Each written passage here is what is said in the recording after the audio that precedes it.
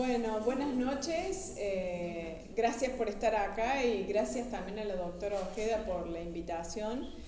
Como les comentaba ella, yo soy nutricionista del servicio de diabetes del hospital privado y en el servicio de diabetes tenemos un programa, la unidad de nutrición especial, en donde nos encargamos un equipo de médicos y de nutricionistas y de enfermeros de lo que es la indicación y el seguimiento del soporte nutricional en los pacientes internados.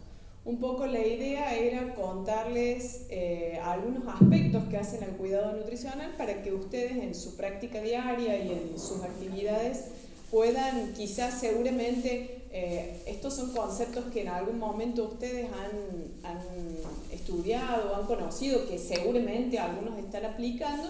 La idea es hacer un repaso y refrescar aquellos conceptos. Por supuesto que pueden ir haciendo preguntas en la medida de que vayamos hablando para que esto pueda ser un poco más llevadero, ¿sí? Bueno, un poco para poder introducir el tema, ¿por qué es importante esto del soporte nutricional? El soporte nutricional es el seguimiento, algo más especializado en aquel paciente que pueda tener riesgo, ¿sí? En este caso en general estamos hablando del paciente internado porque es un paciente que puede tener factores de riesgo y uno de los objetivos es que podamos ir identificando y ustedes por ahí vayan pensando o en la práctica diaria vayan evaluando a estos pacientes. ¿Por qué es importante hacer soporte nutricional? Porque el estado nutricional, ya sea por exceso o por déficit, tiene un impacto muy importante en lo que es la salud de ese paciente y de alguna manera va a afectar a este manejo de que van a hacer ustedes desde la parte clínica, ¿sí? Cuando hablamos de soporte nutricional quizás parezca algo nuevo, algo que se está hablando en los últimos años, pero el soporte nutricional, ya se hablaba del impacto de la nutrición y de la necesidad de tratar nutricionalmente a los pacientes críticos desde ya casi principios del siglo, ¿sí? Yo les traje algunos reportes en donde se hablaba ya de la importancia que tenía el tratamiento nutricional de estos pacientes. Fíjense que ya desde principios del siglo se hablaba que en aquellos pacientes que tenían una pérdida importante de peso, lo relacionaban con un aumento en la mortalidad quirúrgica, ¿sí? Por eso esto no es nuevo y no es nada del cual estamos aprendiendo ahora, ya se hablaba de antes, pero pensemos cuántas veces en aquellos pacientes quirúrgicos o clínicos que los tenemos internados no reciben el soporte nutricional adecuado, ¿sí? Y ya vamos a ver cuáles son los impactos de esta situación. Bueno, podemos enumerar muchísimas menciones que se hacen en la bibliografía sobre esta relación, deterioro del estado nutricional y peores complicaciones o peor resultado de ese paciente que está internado, ¿sí? Hay un trabajo, hay una publicación muy interesante que siempre que hablamos de desnutrición y de riesgo nutricional se suele mencionar. Y fíjense que yo les decía que no es nada nuevo, ya del año 74 se publicó este trabajo que se llamó El esqueleto en el armario del hospital. ¿Por qué el esqueleto en el armario del hospital? Porque justamente eso que no queremos ver o eso que muchas veces está oculto, ¿sí? Nos encargamos de que ese paciente que está internado reciba el antibiótico adecuado, la terapia física, la terapia respiratoria, y nos olvidamos de una de las cosas basales o más importantes, que es que ese paciente coma, ¿sí? Por la vía que pueda, pero que come y que se alimente. Entonces fíjense que este doctor Butterworth ya hablaba de que la desnutrición muchas veces en el paciente internado es iatrogénica, es causa de nuestro actuar profesional. ¿Por qué? Algunos factores que hacen a aumentar este riesgo en estos pacientes internados. Y cuando los vayamos leyendo, pensemos en cuántas veces en los pacientes que estamos tratados, ¿sí?, se nos pasan por alto estas situaciones. Por ejemplo, ¿qué nombraba el doctor Butterworth como factores de riesgo nutricional? Que no haya registro de peso y talla en las historias clínicas, ¿sí? Y cuántas veces nos piden consulta en algún paciente cuando queremos revisar qué pasó en ese paciente, cuál era la historia, jamás encontramos un registro, nunca lo pesaron, nunca le preguntaron cuánto cuánto pesaba habitualmente, nunca le preguntaron la talla, y son factores importantes no solo para el cálculo de la necesidad de droga, sino en esto que es tan importante para decidir si tiene riesgo para alimentarlo ya o no, ¿sí?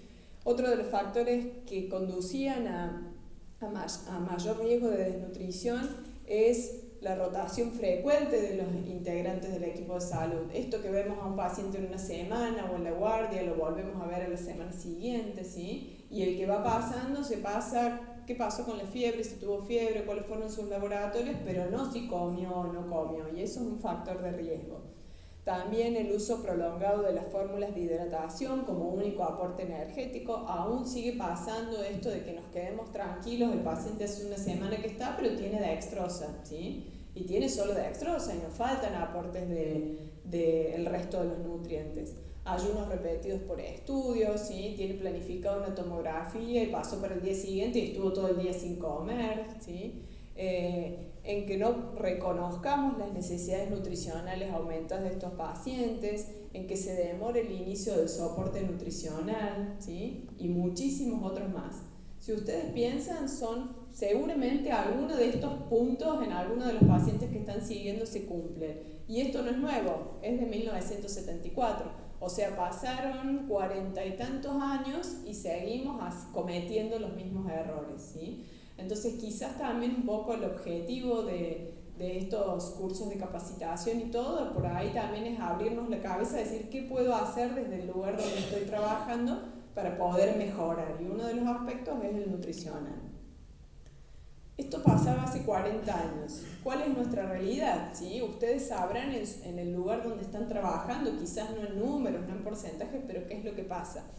Yo les traje para mostrarles el único estudio de prevalencia de desnutrición hospitalaria que hay en Argentina, el estudio ANEP. ANEP es la Asociación Argentina de Nutrición Enteral y Parenteral, realizado en el año 1999. En el 2013 se hizo una actualización de este estudio y hay algunos resultados parciales, pero todavía no está la publicación definitiva, pero es parecido. Hemos escuchado algunos números y es parecido. Nosotros en el hospital privado participamos de este estudio, en un estudio multicéntrico con centros de todo el país, y aportamos unos 24 pacientes en donde se los valoró a través del método de valoración global subjetiva, que ya les voy a contar en qué consiste, y estos son los resultados más importantes y fíjense cuán alarmantes son, ¿sí? El estudio tenía uno de los principales objetivos, era determinar cuál era la prevalencia de desnutrición hospitalaria, ¿sí?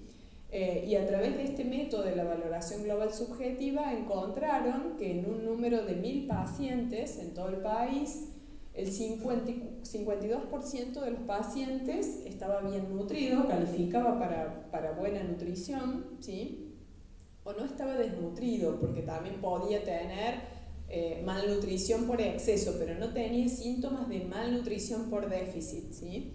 El 36% tenía desnutrición moderada o en riesgo, y el 11% desnutrición severa, y había un pequeño número de pacientes que no estaba determinado, ¿sí? Por algún sesgo. Pero fíjense qué importante es que los pacientes que calificaron como moderadamente a severamente desnutridos, ¿sí? Representaban un 47%, ¿sí? No hace falta que nos acordemos de números, solamente pensemos que casi 1 de cada 2 pacientes que tenemos internado tiene desnutrición o está en riesgo de estar desnutridos, porque la clase B es moderadamente desnutrido o en riesgo.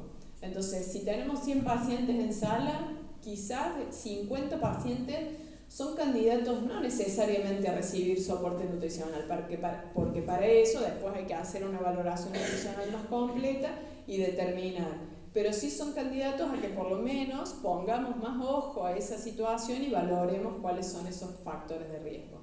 Es alarmante, ¿sí? Y estos datos son comparables con otros centros, otros centros a nivel mundial, en donde esto habla y esto refleja esto que decía en 1974 el doctor Butterworth, el esqueleto en el armario del hospital no lo vemos, no pensamos que tenemos el 50% casi de desnutrición hospitalaria, pero sin embargo eso existe, ¿sí? Entonces, ante esa realidad algo tenemos que hacer. En el estudio ANEP, que valoraron, por ejemplo, algunas de las cosas que hablaba también hace 40 años atrás, casi el 90% de los pacientes no tenía registro de talla, ¿sí? Y casi igual porcentaje no había peso de ingreso, no había peso actual, no había un registro de peso habitual, que esos son factores importantes para después ver la pérdida de peso. Un gran porcentaje de los centros hospitalarios no tenía balanza a menos de 50 metros del paciente, eso es importante. Quizás ahora es un poco más fácil porque ahora hay muchas balanzas que son portátiles y que pueden trasladarse al paciente y uno debería controlar, calibrarla, pero por ahí otra dificultad a la que nos enfrentamos es que ese paciente no se puede movilizar, no se puede pesar, ¿sí? Pero hay fórmulas que pueden estimar el peso de un paciente que está postrado, entonces nos pueden servir de algún dato también. En más de la mitad de las historias clínicas no había referencia al estado nutricional. Y fíjense que de estos 1000 pacientes el promedio de días de ayuno era de por lo menos 9 días, ¿sí? De ayuno considerando que no recibía los requerimientos estimados, importantísimos, ¿sí? Un paciente que está en riesgo nutricional, que casi dejamos 10 días sin comer, es sumar otro factor de riesgo. Entonces, ante esto, algo hay que hacer, ¿sí? Y algo hay que hacer es justamente realizar una exhaustiva valoración nutricional y hilar un poquito más fino, ¿sí? Para saber dónde estamos parados y en base a cuál es el diagnóstico y el tratamiento a seguir con ese paciente, poder implementar, si es necesario o no, alguna medida de soporte nutricional. Lo que les contaba es que para poder hacer esta valoración se utilizó como método la valoración global subjetiva, ¿sí? Que es un método que se está utilizando mucho para la valoración nutricional de los pacientes, ¿sí? Internados.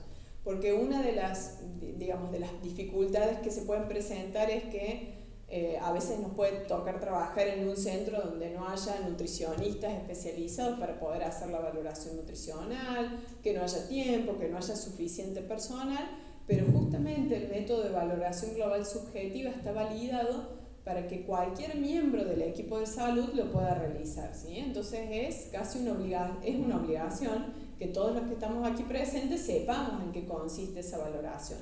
No hace falta hacer tantas cuentas, no hace falta tener elementos sofisticados, ¿sí? Para poder hacer medición, es un screening para poder determinar cuáles aquellos pacientes necesitan un cuidado nutricional más importante. ¿En qué consiste el método de la valoración global subjetiva? En hacer un examen de la historia clínica del paciente y un examen general físico y nutricional del paciente. ¿Qué evaluamos? Si ese paciente tiene cambios en el peso corporal. Muchas veces nos pasa que cuando se pesa al paciente, se determina su estatura y se hace alguna relación, como por ejemplo el índice de masa corporal.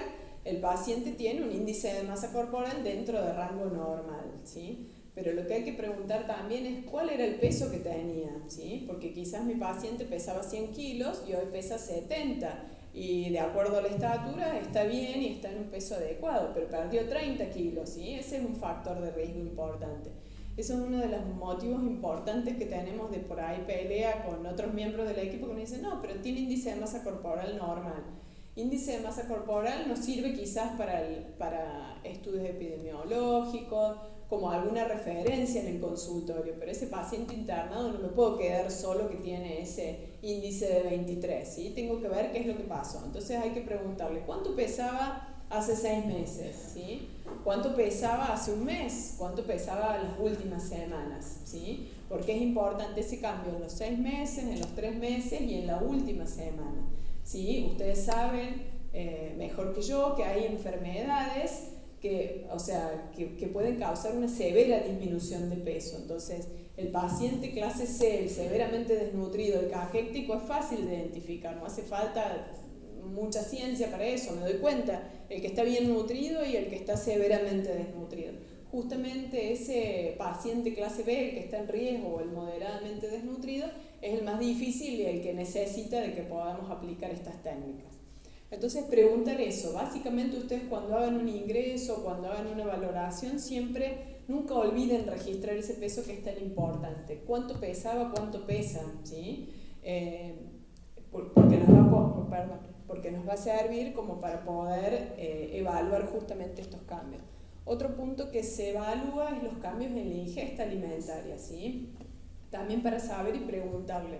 Hubo fundamentalmente en los últimos 6 meses y en el último mes. ¿Hubo cambios que estuvieran asociados a alguna dieta en particular que seguía? Bueno, quizás si esa dieta fue supervisada y esa pérdida de peso fue programada, porque muchas veces nos pasa que pacientes que van a ser sometidos a una cirugía programada, se les indica, el cirujano le indica que durante un tiempo previo siga algún tratamiento o alguna dieta para bajar de peso, porque también sabemos que el exceso de peso y la obesidad es un factor de riesgo de complicación, ¿sí? Por ejemplo, quirúrgica y también desde lo metabólico. Entonces le indican bajar de peso. Si esa pérdida de peso fue programada bajo un tratamiento nutricional, una dieta armónica, no se considera un factor de riesgo, pero si disminuyó su ingesta por inapetencia, por alguna intolerancia, por ejemplo, por episodios de vómitos, de diarrea, ¿sí? Eso llevó a que disminuyera la ingesta, también se considera un punto de riesgo nutricional. Le preguntamos si hay síntomas gastrointestinales, no que tuviera un episodio de vómito, pero si el paciente tiene vómitos en los últimos 7 a 10 días, se considera un factor de riesgo porque hay pérdida de nutrientes, vómitos, diarreas, náuseas que impiden alimentación adecuada, disfagia, ¿sí? Alguna dificultad para deglutir. Cambios en la capacidad funcional, le preguntamos, ¿estaba haciendo hasta el momento de internación las actividades diarias que hace habitualmente o no? Y ese no tiene que ver con la enfermedad de base o tiene que ver con mayor cansancio, decaimiento, ¿sí? Que también son factores que hacen aumentar el riesgo nutricional. También por eso, evaluando la historia clínica, consideramos si la enfermedad de base y las enfermedades asociadas de alguna manera aumentan las necesidades o condicionan mayor riesgo en ese paciente, y un examen físico, ¿sí? Sin medidas. Cuando nosotros los nutricionistas hacemos valoración nutricional objetiva, tenemos aparatitos, por ejemplo, para medir el pliegue, seguramente alguna vez habrán visto, para medir el pliegue tricipital, el pliegue bicipital, cintas para medir la circunferencia del brazo, la circunferencia de la cintura, ¿sí? Acá, como esto es subjetivo y no necesita demasiado entrenamiento, solo con ver y palpar al paciente es importante. Entonces, palparlo, ¿sí? Que si ha bajado de peso se nota disminución de la masa muscular, ¿sí? Fundamentalmente en los brazos, en las piernas, si tiene edemas y si esos edemas pueden tener que ver con la patología de base o con la misma hipoalbuminemia que puede tener el paciente, ¿sí? Cómo es las características de la piel, si es una piel seca, ¿sí? Son todos factores que pueden considerarse factores de riesgo desde lo nutricional, ¿sí? Entonces, por eso esta técnica está buena, estos son los puntos importantes, y después se estandariza para que, de acuerdo a eso subjetivo, sin ninguna medida, el observador pueda tener una clasificación del estado nutricional. Entonces, lo mismo que valoró el estudio de ANEP. Clase A es el paciente bien nutrido, que no tiene o que tiene alguno de estos puntos como riesgo pero leve. Moderadamente desnutrido o en riesgo, y severamente desnutrido es aquel que tiene presencia de varios y en grado importante de algunos de estos factores de riesgo, ¿sí? Después le han copiado la diapo, así que los van a tener, y si no, si quieren buscar como método de valoración global subjetiva, esta es una de las planillas como para poder cuantificarlo, pero se los recomiendo que lo puedan hacer porque esto se puede hacer en 5 minutos en la cama, al pie de la cama del paciente, y nos permite determinar, por lo menos tener un primer panorama de qué es lo que pasa con ese paciente que tengo interno. Después decidimos si necesita soporte nutricional o no. Pero si mi paciente clasifica grado B o grado C, y además por la misma patología, por la evolución de la enfermedad, determino que ese paciente no va a recibir alimentación en las próximas horas, ese paciente es candidato a recibir soporte nutricional, ¿sí? Entonces, esto como conclusión del tema de la valoración es que esto que es muy importante, contar con un sistema de vigilancia nutricional, ¿sí? También seguramente han escuchado hablar del screening nutricional. El screening es hacer un primer tamizaje, y justamente uno de estos métodos, hay otros métodos que quizás son un poco más simples, pero una vez que ese paciente califica con riesgo, aplicamos la valoración global subjetiva. Bien, ahora tenemos a mi paciente que sabemos que está en riesgo, ¿sí? O que también puede estar bien nutrido, pero por su enfermedad de base, por una cirugía, sabemos que no va a poder alimentarse en los próximos días, es candidato a recibir soporte nutricional. Entonces vamos a plantearnos cuáles son las vías de soporte nutricional. Primero, ¿qué es el soporte nutricional? El soporte nutricional es la provisión de dietas o de alimentación. Esta es la definición que hace ASPEN, ¿sí? Que es la Sociedad Americana de Nutrición Enteral y Parenteral, pero digamos, uno lo podría traducir que es la provisión de nutrientes, ¿sí? Por vía digestiva o por vía endovenosa, que tiene por objetivo obtener o mantener, de acuerdo a esa valoración que tenía, un adecuado estado nutricional para aquellas situaciones en donde la alimentación normal, la alimentación habitual y estándar no pueda darse, ¿sí? Seguramente si están pensando en esto, hay muchísimos casos, hay muchísimas situaciones en las cuales su paciente no puede comer de manera adecuada o no puede comer, o puede comer pero no puede comer de manera suficiente para sus necesidades. Entonces ese paciente es candidato de valorar cuál es la vía adecuada de soporte nutricional. ¿Por qué hacer soporte nutricional? Porque dijimos que ese paciente que estaba en riesgo nutricional es candidato a tener mayores complicaciones y peor evolución. Está más que demostrado, no lo digo yo, que paciente desnutrido o en riesgo de desnutrición y no tratado su soporte nutricional tiene más riesgo de complicaciones metabólicas, infecciosas, digamos, aumenta el riesgo de complicaciones, aumenta el tiempo de estancia hospitalaria, aumenta los costos de tratamiento, ¿sí? Entonces es importante poder actuar en esos pacientes. ¿Cuáles son algunos de los objetivos? Después, frente a cada paciente podemos plantear los distintos del soporte nutricional. Prevenir que mi paciente, si está bien nutrido, se desnutra, o si está desnutrido, se siga desnutriendo, de acuerdo a la valoración, o mantener o recuperar el estado nutricional, adecuar a las necesidades del paciente, ¿sí? En los últimos años se está hablando de que el soporte nutricional también es una herramienta para estimular la función inmune, ¿sí? Ya no es solamente dar las calorías y las proteínas que necesitamos, sino hay nutrientes específicos que son capaces de estimular de manera positiva el sistema inmune, entonces ayudar desde ese punto de vista a la recuperación del paciente, por lo tanto disminuir la morbimortalidad, disminuir los días de hospitalización y los costos, y fundamentalmente mejorar la calidad de vida del paciente, que seguramente es el objetivo que nos planteamos desde que comenzamos a tratar, ¿sí? Bueno, entonces sabemos que mi paciente necesita soporte nutricional, ahora tengo que definir cuál es la vía de soporte nutricional.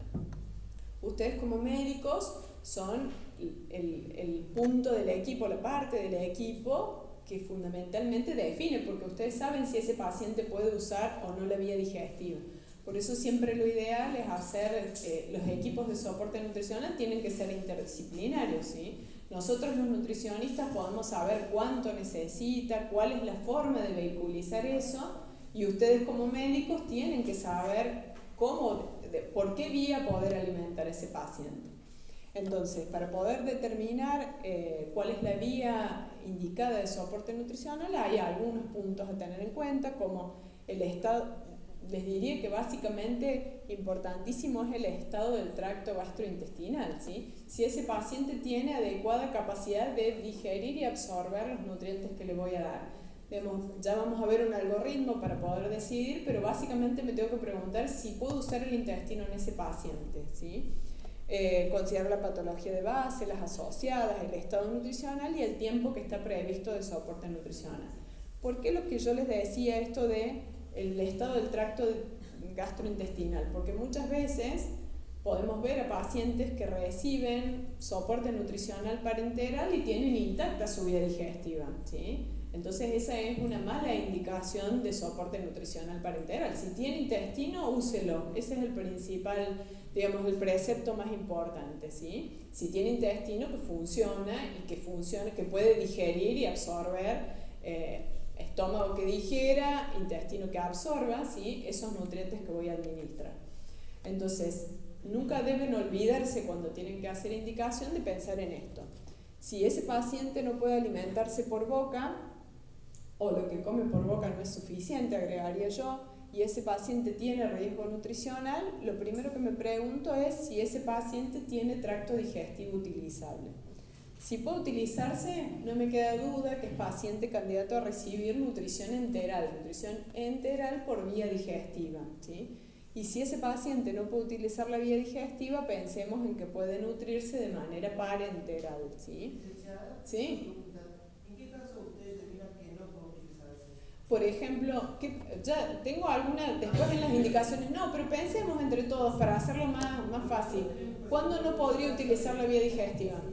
Me queda algo porque, por ejemplo, tenemos cáncer de hemicolectomía, no sabemos si es viable o no es viable. Claro, porque eso depende, está bien, está perfecta la pregunta.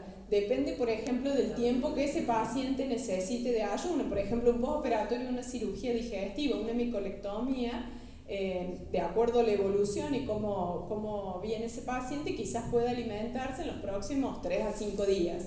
Si ese paciente estaba bien nutrido, no necesita más que hidratación. Si ese paciente estaba desnutrido previo y no va a poder alimentarse, por ejemplo, porque sospecho que tenga una fístula, porque esté ileado, porque no puede empezar a alimentarse, ese aparato digestivo no está funcionante, ¿sí? Pensemos situaciones en donde, que se le ocurran, en donde el aparato digestivo no puede usarse.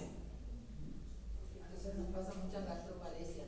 Claro, muchas veces paciente crítico, sí, paciente de terapia intensiva, paciente crítico, ¿sí? Que uno no sospecha, paciente que ingresó por una ACV y no habría motivo por el cual no puede alimentarse, pero tiene gastroparesia, como dice ella, entonces aumentan los residuos gástricos, ese paciente tiene más riesgo de broncoaspirarse por vómitos, ¿sí? Entonces es una indicación momentánea de nutrición parenteral, ¿sí? Pacientes que estén cursando, por ejemplo, un postoperatorio inmediato de una cirugía, una gastrectomía total, quizás por, como decíamos, una colectomía complicada que no va a alimentarse, ¿sí?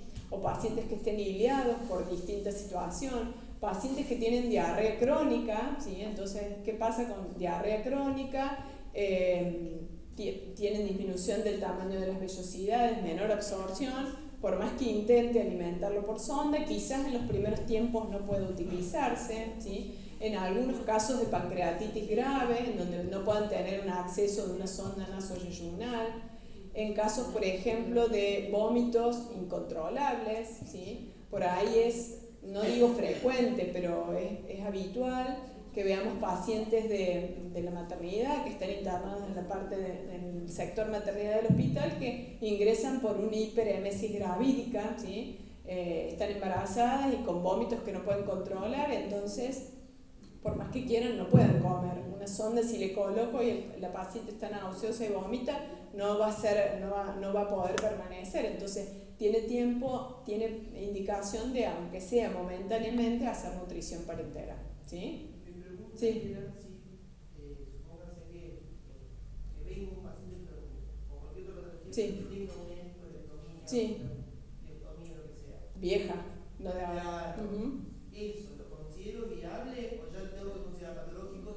No, porque si el paciente, o sea, si no es la hemicolectomía, que es el postoperatorio inmediato, está transitado, fundamentalmente ustedes lo que tienen que ver es que esté transitado, que no esté ileado, ¿sí? Ese paciente seguramente si tiene una hemicolectomía y tuvo una ACV o una neumonía y tiene trastornos de glutorio, seguramente comía, y lo que comía por boca va a ser muy similar a lo que pueda comer por la sonda nasogástrica, ¿sí? Una hemicolectomía no es una contraindicación, no postoperatorio inmediato, pero no es una contraindicación de hecho para alimentación oral. De hecho, los pacientes se van de alta comiendo, ¿sí? O sea que no lo contraindica. Salvo que, o sea, salvo que el débito sea... Claro, salvo que el débito esté aumentado, sí, que pueda ser como diarrea. salvo que esté distendido, ¿sí? Por eso, ustedes indican y siempre nos dicen, ese paciente tiene ruidos, está transitado, puede alimentarse por vía enteral, por vía digestiva, ¿sí? Entonces, si no puede utilizarse por alguna de estas situaciones que dijimos, pensamos en que esa nutrición puede ser parenteral. Y acuérdense siempre esto, porque muchas veces vemos los errores, paciente con nutrición enteral y tiene parenteral. Parenteral es por otra vía que no es enteral, ¿sí? Enteral es intestino, parenteral es por una vía distinta, ¿sí? Porque eso puede conducir a errores importantes y atrogenios. Mala praxis, diría yo, capaz en eso, ¿sí? Entonces, en el caso de nutrición parenteral puede ser central o periférica, sí, de acuerdo, ya vamos a ver las indicaciones, pero fundamentalmente al tiempo y al tiempo que esté estimado que ese paciente pueda necesitar o a las necesidades de ese paciente. Empecemos por la nutrición parenteral. Cualquier cosa me va diciendo tiempo, ¿no? Nutrición parenteral, ¿qué es nutrición parenteral? Acuérdense siempre eso es parenteral por otra vía que no es la enteral y consiste en la administración de nutrientes por vía endovenosa, ¿sí? Acá nos adelantamos. ¿Cuáles podían ser algunas indicaciones de nutrición parenteral? Aquellos pacientes que no deben, ¿sí?, comer, porque no pueden comer, no pueden comer es no comer, masticar, ¿sí? No pueden usar la vía digestiva. No pueden, ¿sí?, por ejemplo, cursando un postoperatorio inmediato, no quieren, ¿sí?, aunque no quieren sería una indicación relativa, ¿sí?, porque no quieren, por ejemplo, en el caso de un trastorno alimentario, que esté internado por una descompensación, una paciente anoréxica que está internada por una descompensación, severa pérdida de peso, digamos, eso hay que evaluarlo, ¿sí? La vía siempre... Si está internada solo por eso, la vía indicada siempre es la digestiva, pero a veces no se puede, ¿sí? O lo que comen o lo que reciben por sonda no es suficiente, ¿sí? Porque muchas veces nos pasa que ese paciente tiene colocada, por ejemplo, una sonda nasogástrica, una sonda nasoyeyunal, pero si aumentamos la velocidad para llegar a su necesidad, se distiende, vomita. Y puede seguir con la nutrición enteral, pero para mantener el trofismo, para mantener la funcionalidad del aparato digestivo, pero no para cubrir su necesidad. Entonces se puede hacer soporte nutricional mixto, complementar lo que necesita por una vía endovenosa, ¿sí? Entonces, algunos ejemplos: los vómitos incoercibles, alguna obstrucción del tubo digestivo, ¿sí? Un paciente que entra por una oclusión intestinal y tiene factores de riesgo, no puedo ponerle una sonda, no puedo usar el intestino. En algunos casos de malformaciones del tubo digestivo, en ilios funcionales, ¿sí?, por ejemplo por un postoperatorio, por la misma sedación o por el paciente crítico.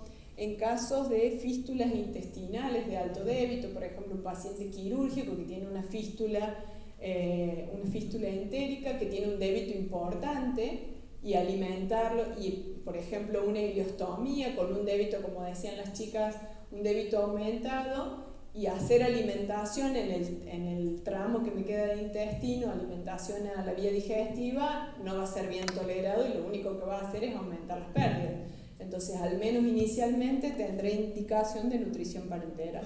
En algunos casos de pancreatitis aguda severa, eso lo evalúan porque en algunos pacientes de pancreatitis leve o moderada o de acuerdo a la evolución, con gastroenterología pueden indicar a ese paciente recibe una alimentación por sonda nasoyeyunal, o sea, como por ejemplo en caso de pancreatitis, pero hay algunos pacientes o que no lo toleran o que es tan severa que no se puede iniciar, entonces inicialmente nutrición parenteral. Sí. El corte, o sea, el número de alto débito es el mismo que para...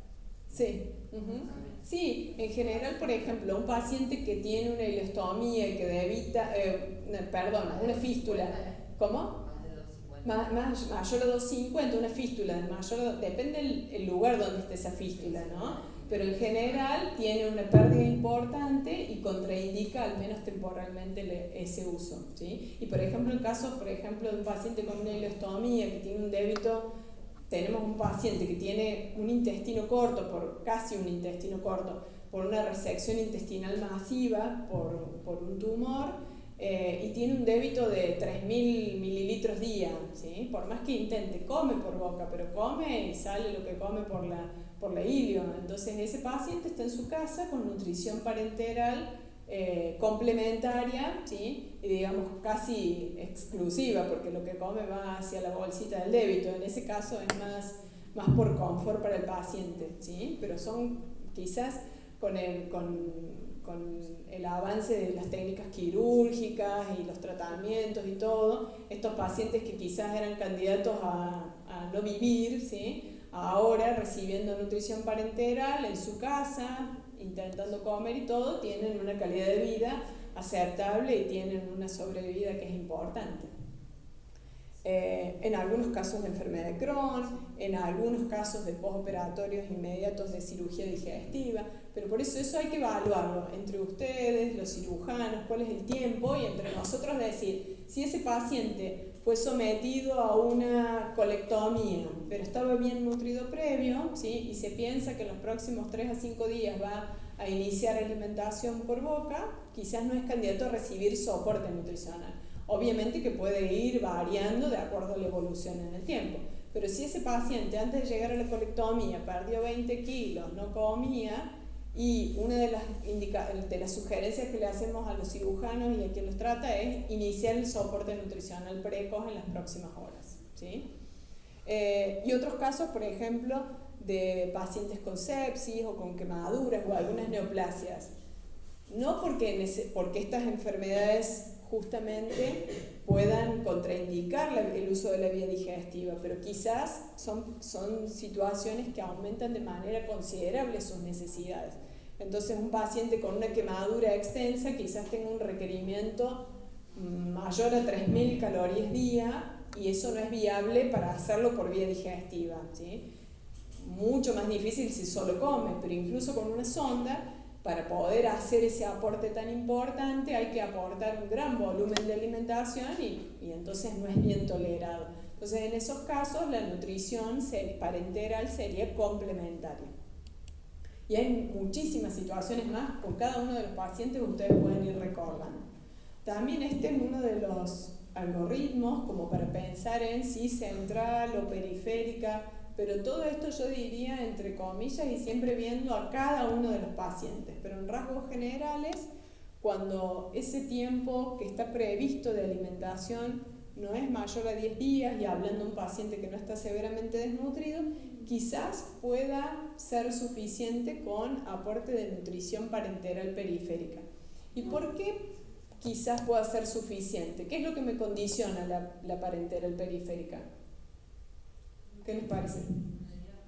La osmolaridad y la cantidad de nutrientes que le puedo pasar, ¿sí? Entonces yo ya les voy a mostrar que podemos pasar por una vía periférica y en general nunca son más de 1.000, 1.200 calorías, 40, 50 gramos de proteína. Si ese paciente no estaba desnutrido y bueno, puedo, digamos, ayudarlo, sería en ese caso un apoyo nutricional. Pero si ese paciente tiene requerimientos elevados, ya me condicionan, ¿sí? Entonces necesito un acceso central.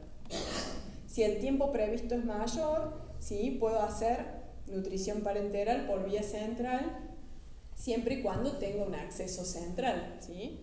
Que esa nutrición puede ser parcial cuando aporto solo algunos de los nutrientes, como por ejemplo dextrosa y aminoácidos, y esa sería una nutrición parcial, y total cuando aporto los 3 macronutrientes, dextrosa, aminoácidos y lípidos, ¿sí? En general, si ese paciente necesita por lo menos 10 días de parenteral, y casi que me juego que debería ser nutrición parenteral total, ¿sí? Pero es una posibilidad. Y si se prevé que va a estar más tiempo en ayuno por la patología, porque fue una cirugía muy complicada, porque viene complicado, no me queda duda que esa nutrición tiene que ser por un acceso central y que sea completa, ¿sí? Ahora, esto que decíamos, ¿qué es lo que me condiciona? Importantísimo la osmolaridad que pueda tolerar, ¿sí? En números, no hace falta que lo recuerden el número exacto, pero bueno, seguramente también lo conocen porque hay ciertas drogas que se pueden hacer por vía central, por vía periférica. Pero una vía periférica no tolera en general osmolaridades mayores a 700, 800 miliosmoles, ¿sí? Por lo tanto, ¿sí? Fíjense que dentro de los nutrientes que yo puedo aportar cuando debo hacer una nutrición completa, que tengo que aportar los 3 macronutrientes: dextrosa, aminoácidos y lípidos, ¿sí? Como fuente de dextro, de hidratos de carbono, ¿sí? Lo que se usa para hacer nutrición parenteral es la dextrosa. Y hay distintas concentraciones, ¿sí?, de dextrosa, que tienen distinta, por supuesto, cantidad de dextrosa y distinto aporte calórico, y fundamentalmente distintas molaridad. Si recuerdan, yo les decía que la molaridad generalmente tolerada por una vena periférica son 700-800 miliosmoles, o sea que no podría pasar más de dextrosas al 10%, ¿sí? Entonces muchas veces se quedan tranquilos porque le pasan 1000 de dextrosa al 10%, que aporto 1000 de dextrosa al 10%, esto es por 500, porque en general los sachets vienen de 500, 1000 de dextrosa al 10% son 100 gramos de glucosa, ¿sí? Y esa podría ser la cantidad. Ustedes saben que para evitar el catabolismo hay que por lo menos aportar entre 100 y 150 gramos de glucosa día, ¿sí? 150 sería como el ideal, pero por lo menos con 1000 de dextrosa estaríamos llegando, ¿sí? Pero fíjense que no son, si aporto 1000 de dextrosa son 340 calorías. Entonces que nadie se quede tranquilo que tenga el paciente tiene un suerito con dextrosa, porque no es nada, ¿sí? Y eso es uno de los factores que ya nombraba Butterworth, de aporte de soluciones como hidratación, creyendo que es nutrición parenteral, ¿sí? Y fíjense que si yo necesito aportar más calorías a través de la dextrosa, por supuesto que aumento la molaridad. Por lo tanto, dextrosas al 25 y al 50% no pueden pasarse por una vía periférica, ¿sí? Y eso es importante. Nosotros cuando hacemos educación a los pacientes, no, a los médicos, a las nutricionistas y a los enfermeros, siempre les aclaramos en esto. Acuérdense, dextrosa al 25 y al 50 no, ¿sí? Por una vía periférica. Porque ¿qué puede pasar? Y pueden producir una flebitis en el paciente, que perdamos una vía, ¿sí? Puede parecer que no es grave, pero en algunos pacientes que tienen dificultad de acceso y eso es sumamente importante, ¿sí? Entonces, importante este punto. El otro nutriente que debo aportar son los proteínas, ¿sí? ¿Y cómo se aportan proteínas? A través de soluciones de aminoácidos, ¿sí? Actualmente disponemos de aminoácidos al 5 y al 10%, por ahí en algunos centros pueden tener al 7,5%, ¿sí? Se usan aminoácidos, otras concentraciones, por ejemplo, en los laboratorios farmacéuticos para elaborar las fórmulas magistrales, pero en general, o yo les cuento, esto es lo que contamos nosotros ahora, aminoácidos al 5 y al 10%, ¿sí? También vienen en frascos, en sachets de 500 mililitros y aportan, por ejemplo, un aminoácido del 5%, 25 gramos de proteínas por frasco. También a veces nos quedamos tranquilos porque tiene una dextrosita y un aminoácido del 5. Y un aminoácido del 5 son 25 gramos de proteína, no le sirve a ningún paciente crítico y menos, tampoco a nosotros, ¿sí? Porque el requerimiento siempre es mayor. Y fíjense que para pasar por una vía periférica no podría usar más allá de aminoácidos al 5%, ¿sí? Entonces siempre que ese paciente solo tenga un acceso periférico, no puedo pasar más que dextrosas al 10 y más que aminoácidos al 5. Entonces acá está la respuesta. Es muy condicionante de la necesidad del paciente. Si ese paciente tiene riesgo nutricional y tiene indicación de soporte nutricional, no me alcanza con una vía periférica y tendremos que conseguir algún acceso central, ¿sí? Y el otro nutriente de los 3 macronutrientes son los lípidos, ¿sí? Los lípidos, fíjense que acá cambia, al contrario de lo que muchas veces se cree, los lípidos tienen una baja osmolaridad, o sea que los lípidos sí se pueden pasar por vía periférica en general. Pero, ¿sí?, lo que me condiciona también es que en general, por ejemplo, un lípido, 500 mililitros de lípido al 10% aporta 1000 calorías y puedo ponerme contento, pero ojo, que igual que no sé si ya han tenido clases de alimentación normal o ver requerimientos o recuerden si no cuál es la necesidad, no puedo hacer que mi paciente que coma por boca, por sonda, por vía parenteral, coma lo que quiera en distribución de nutrientes, ¿sí? Hay una distribución normal y acá en nutrición parenteral también es lo mismo, del total de calorías, ¿sí? Uno puede separar calorías no proteicas, ¿sí?, que es resto del total de necesidades diarias, la cantidad de proteínas que le voy a dar y las calorías que aportan, y de esas calorías no proteicas que tengo que aportar entre dextrosas y lípidos, el aporte de lípidos no puede ser más del 40%, ¿sí? Entonces no puedo poner una dextrosa al 10 y un lípido al 10 y me quedo conforme porque llevo las calorías, porque es desequilibrado ese aporte, ¿sí? Además, a nivel parenteral, no debo aportar más que 1 gramo kilo día de lípidos, ¿sí? Entonces, si le estoy pasando un lípido al 20, 100 gramos, y mínimamente mi paciente tiene que pesar 100 gramos, si no hay más riesgo de esteatosis, de hipertrigliceridemia, de complicaciones hepáticas, ¿sí? Por exceso del aporte de lípidos que ese paciente no puede clarificar, ¿sí? Entonces, es bastante complicado y es bastante artesanal tener que armar una nutrición, ¿sí? En algunos centros se pueden contar con bolsas, ¿sí? Porque hay otras formulaciones para nutrición parenteral que son bolsas, ¿sí? Que vienen en donde están los 3 macronutrientes, hidratos de carbono, proteínas y grasas, y en general tienen adicionados algunos minerales y algunos electrolitos, ¿sí? Vienen bolsas estándar, ¿sí? Yo acá les puse algunas, no es manera de que ustedes lo tomen como referencia ni nada, solamente para que vean composición. Distintos laboratorios tienen distintas fórmulas de nutrición parenteral que tienen los 3 macronutrientes, ¿sí? Y fundamentalmente fíjense que estas formulaciones en general son todas para uso por una vía central, porque tienen una osmolaridad alta, ¿sí? Salvo hay algunas, todos los laboratorios tienen alguna versión de una fórmula que se puede usar por vía periférica, pero fíjense lo que yo les decía, no me puedo conformar mucho tiempo, porque aunque pueda pasar por vía periférica y tenga los 3 nutrientes, no aporto más que 1400 calorías, y eso para la mayoría de los pacientes es insuficiente, ¿sí? También existen fórmulas magistrales, ¿sí? Hay un laboratorio, acá en Córdoba hay solamente un laboratorio que hace fórmulas magistrales, en donde ustedes pueden pedir a gusto y a pedido recetar una nutrición parenteral. Entonces le pueden decir, necesito que tenga, por supuesto que con asesoramiento de los farmacéuticos, pero necesito que tenga 223 gramos de hidrato de carbono, 49 gramos de lípidos y 78 gramos de proteínas, ¿sí? Si está en una relación acorde que puede infundirse esa bolsa, se prepara, ¿sí? Y esto lo tenemos que adaptar a dónde estamos y a las posibilidades, a veces al servicio de salud que tiene el paciente, ¿sí? Por suerte cada vez es más accesible poder contar, no sé si con las fórmulas magistrales, pero con las bolsas únicas, que es mucho más segura. Pensemos, en una sola conexión va todo lo que necesita el paciente. En cambio, si necesito armar, primero que es más lío para nosotros calcular qué cantidad, qué volumen, pero después tiene una vía, o sea, la misma vía, pero una ruta de acceso para las dextrosas, otra para los aminoácidos, otra para los lípidos, otra para la hidratación, y entonces ahí me aumenta el riesgo de contaminación, le debo pasar más volumen, ¿sí? Entonces, afortunadamente, como les decía, podemos contar cada vez más con estas bolsas que nos facilitan un poco la situación, ¿sí? Pero cuando yo empecé, no es que sea tan vieja, ¿no?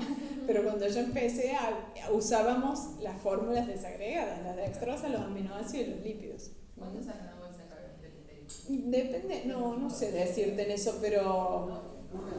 No, pero están arriba de los... Porque, las obras sociales, depende de dónde esté... digamos, la cobertura que tienen los pacientes, pero en general lo cubren, ¿sí? No sabría decirte, pero no, todo lo que es endovenoso no es barato, ¿sí? Pero ojo que tampoco los lípidos y los aminoácidos son baratos, ¿sí? Y también todo depende de, digamos, la cobertura que tiene el paciente, si lo cubre o no, pero por lo menos en lo que sé de conocimiento, no sé si hay mucha gente que trabaja en hospitales públicos y eso, por ahí pueden contar en su experiencia, pero sé que también están utilizando bolsas, ¿sí? Las magistrales, ¿Sí? las magistrales, las que armaban Sí. sé que salen como 3 veces Sí, más claro, caro sí, claro, es mucho más caro en eso, por eso para la mayoría de los pacientes nos podemos arreglar con mayor, porque acá vemos, por ejemplo, que cada 2000 mililitros tiene 1900 calorías, pero no es obligación pasar los 2000 mililitros, ¿sí? O sea, yo puedo pasar 1500 y por supuesto la bolsa puede estar colgada 24 horas, los 500 que me restan se descartan, ¿sí? pero yo puedo arreglarme para pasar la cantidad que necesito. Para la mayoría de los pacientes me puedo arreglar con una fórmula, una bolsa magistral. Para algunos pacientes necesita, por ejemplo, un paciente que tiene una fístula, este paciente que yo les decía que tenía un débito de 3.000 y pico por la hilio diaria, y necesito pasarle 2 bolsas, y no, y me paso con el resto de los nutrientes. Entonces ese paciente tiene una bolsa magistral que tiene 4 litros, que tiene distinta distribución de los nutrientes, ¿sí? O para un paciente, por ejemplo, que tenga mayor aumento proteico, que no es suficiente. Y otro tema totalmente aparte que yo no manejo es los pacientes pediátricos, ¿sí? Porque los pediátricos ya ahí hacen miligramos por kilo por día, entonces muchos pacientes ahí ya tienen indicación de estas bolsas magistrales, ¿sí?